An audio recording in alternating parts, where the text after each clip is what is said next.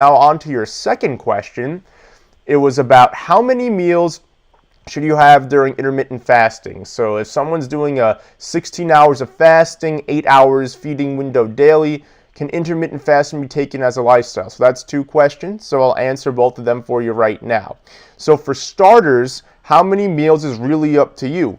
So if you're doing 8-hour feeding window, it's whatever you can fit into those 8 hours. Personally, and again, this is personal. You may have more, you may have less. Your body is your body, my body is my body.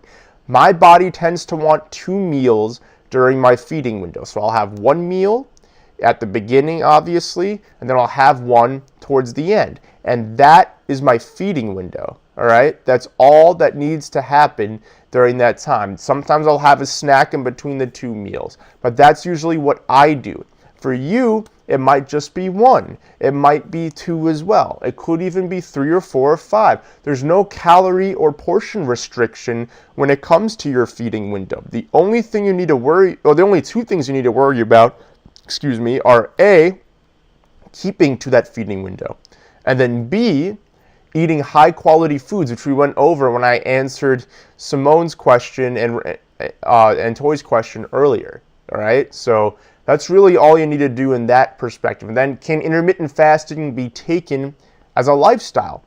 Absolutely. Intermittent fasting can be taken as a lifestyle, and I've actually, the more research I've done and the more I've done it, I've mentioned to you guys since mid-November of last year, of 2017, I've been intermittent fasting religiously, just about every day. There might be a day or 2 each week where I don't, but for the most part, I'm sticking to it.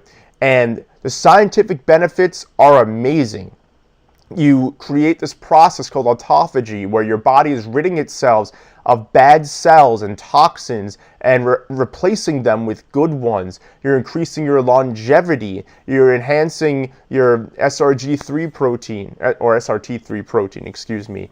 And there's so many positive benefits. And also, it can make you a little more flexible. So a lot of people, they get down on themselves when they feel like they're on a diet or they need to make a nutritional change, and they have a bad meal, they have a dessert, or they even have a bad day or a bad week and they'll fall off the wagon. If you're doing intermittent fasting and you at least stick to your window, you're not going to do nearly as much damage in 8 hours, let's say, as you would if you were eating all throughout your waking hours, which is 12 to 16, sometimes even more hours. So it can absolutely be taken as a lifestyle, and I highly recommend it. In fact, I have another group called the Weight Loss Accountability Group here on Facebook as well. It's a paid group, and the members right now are going through a 30-day challenge where every day they're sticking to a feeding window, and I want them to see the positive benefits of it. And you can too. So if you're doing it right now, Ethel, or if anybody in this group is doing it, then continue. You absolutely should. There's no bad that can happen as a result of that. So I hope I answered your question, Ethel. And then